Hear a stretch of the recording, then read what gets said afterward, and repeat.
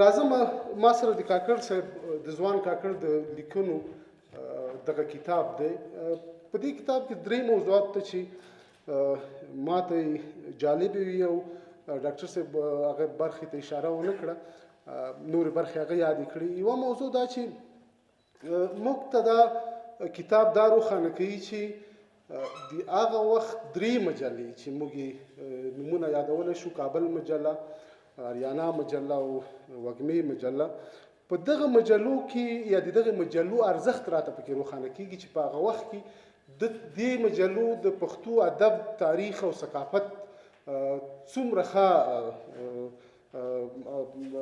نمایندګي کولی شو. یعنې په دغه مجلو کې د هغه وخت ډېرې ښې مقالې چاپ شوي دي او یو ارزښت یې درلودو چې اوس هم په څېړنیز ډګر کې د دغه مجلو له ماخذونو نه استفاده کیږي او ځوانانو ته دا ورښیي چې دا مجلې بارزښته مجلې وي.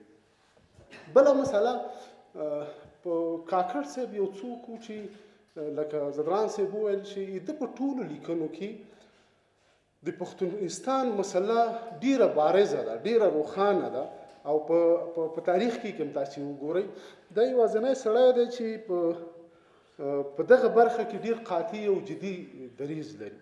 بله موضوع چې زه بیخي د کاکړ صاحب پوهې ته لا نورم ګروهمن کړم، د تاریخ او د ټولنپوهنې ترڅنګ په شعر باندې د برلاسي خبره ده. د غني خان باندې یوه لیکنه کړې، په دې کتاب کې چاپ شوی. کله چې هلته تاسې وګورئ چې دی په شعر څومره پوهېږي، دا غني خان څومره پېژني، دا چې په ټولنیز لحاظ بیله په تخنیکي لحاظ چې بحث کوي، ته فکر کوي چې دا یو ادیب دی، یو داسې ادیب دی چې د شعر په ټولو رموزو خبر دی. 6 کاله وړاندې کله چې دی وفات شو، زه تر هغه وخته پورې ما ډېرې لیکنې د کاکړ صاحب نه وې لوستې. هغه وخت کې یو مسؤلیت راته تر غاړې شو چې د کاکړ صاحب په اړه د ځینو استادانو نظرونه واخلو او د ټلویزیون له لارې خپاره کړو.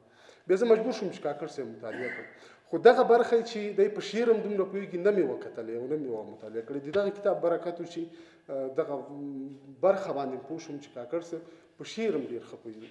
جنتونه یې نصیب شه، په دې هیله چې خبرې رانه اوږدې شوي نه وي.